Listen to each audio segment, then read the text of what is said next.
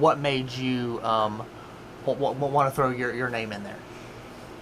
Well, I belong to the Constitution Party. We've been on the ballot for about a year. They have good core values that really match the way I believe. Very conservative. We have a great district. We have great people here that are farmers and people that work in the fisheries, and we have people that are factories, and then you have the service people here. My goodness, without the service people we would have a real problem. And farmers, that they're the backbone.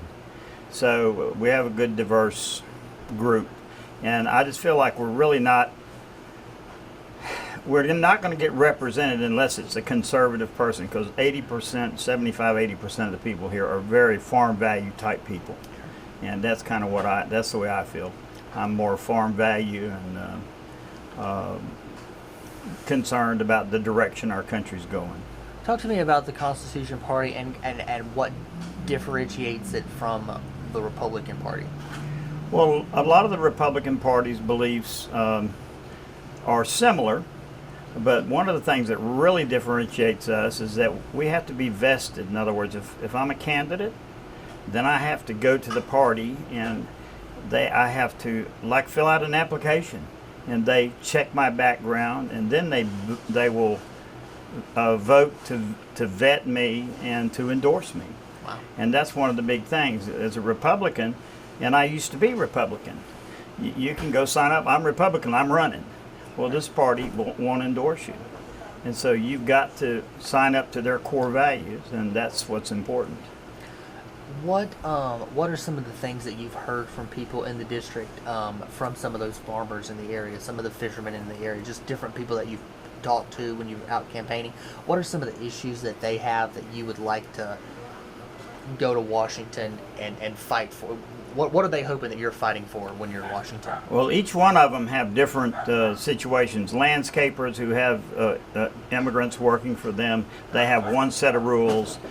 You might have the fishermen, they have different sets of rules they have to abide by. The farmers, I think, they have it pretty tough, but I think the problem they're having with a lot of the things is tariffs, and they're overproducing right now, and so the prices are dropping. And then with the tariffs being, I guess Mr. Trump, with the tariffs that he's imposed, I think that has that's affected them, and I'm thinking that the hemp industry and some of these other things might help them a little bit, but if we'd have to sell hemp to the whole world if we went into hemp business, just that in North Carolina. But I think we need to work on ways that we can get the product out there to people around the world without the tariffs, and work through that. And labor, the easy pass, I think they're going to have to come up with something like that is, where they can get their Social Security numbers, and they pay in. The farmers I know pay the Social Security on the folks. Their green cards, and they pay their Social Security. But I'm sure there's a lot that don't. But we need to make sure that they're somehow verified. And I'm all for immigrants, okay? I'm not against immigrants. I love immigrants. My wife is an immigrant. She's from the Philippines, but we went through the proper process. We got the green card, then the 2-year green card, then the 3-year green card, and then we applied for citizenship, and she's been a citizen for about 7 or 8 years. And her sister is also. So I'm all for immigrants. So that's important to me. Let's follow the legal process. Maybe we need to reduce the cost of it some. I'd go for that, but let's follow the process. What is it about being a small business owner that, talk to me a little bit about that process and how that's kind of shaped who you are and shaped kind of getting you, does that help, Absolutely.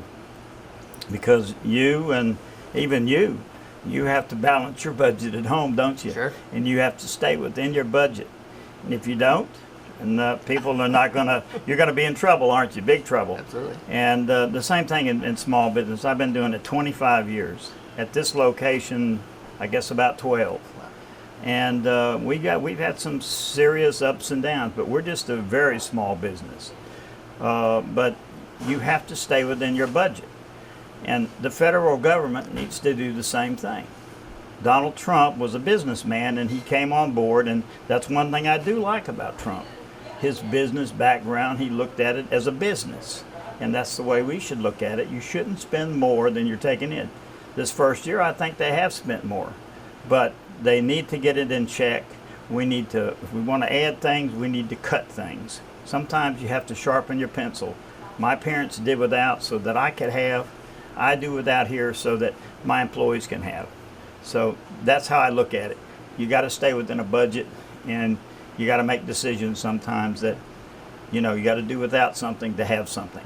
Talk to me a little bit about why you're the best person to go to Washington. Well, I'm a good person. I'm a Christian. I don't wear that on my shoulder, but I try and treat people good. I'm compassionate. I think that I have the ability, just from a business standpoint, even though small, I do think that our government was set up to be a citizen goes to Washington, and then he comes home. And then another citizen goes to represent us.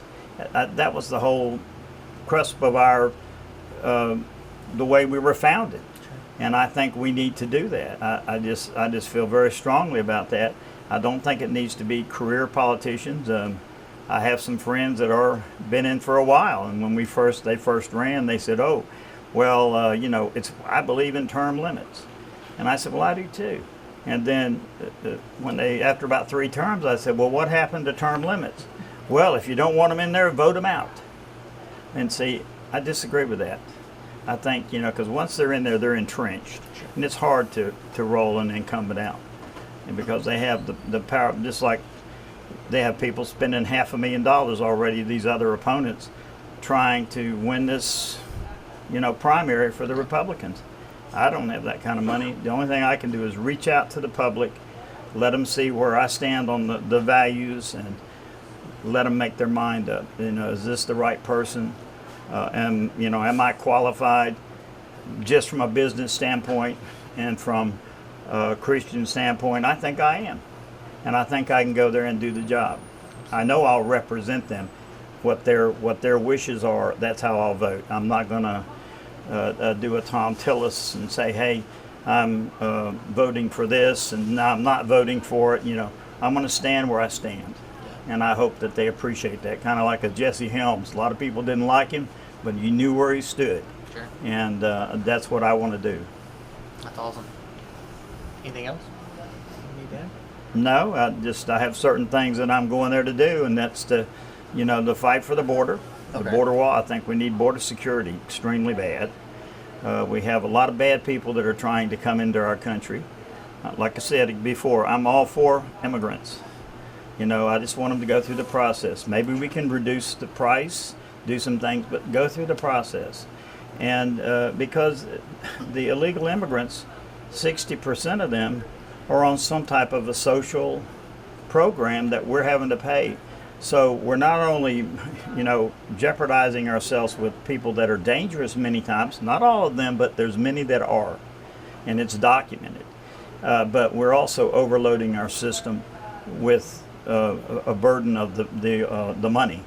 You know, I think it's something like $60,000 per taxpayer right now. We're $23 trillion in debt, and my definition of doing something the same way over and over, everybody says that's insanity, and I think we need to do some changing. And that's what I'd like to do, and stick up for our veterans. One of the deputy people with the Veterans Administration for North Carolina is a good friend, and he said he's willing to really help me get the issues out there that we need to know about and work on them. And I said, I appreciate that. And so he's kind of picked me. He said, I'm the man. So I said, I appreciate that.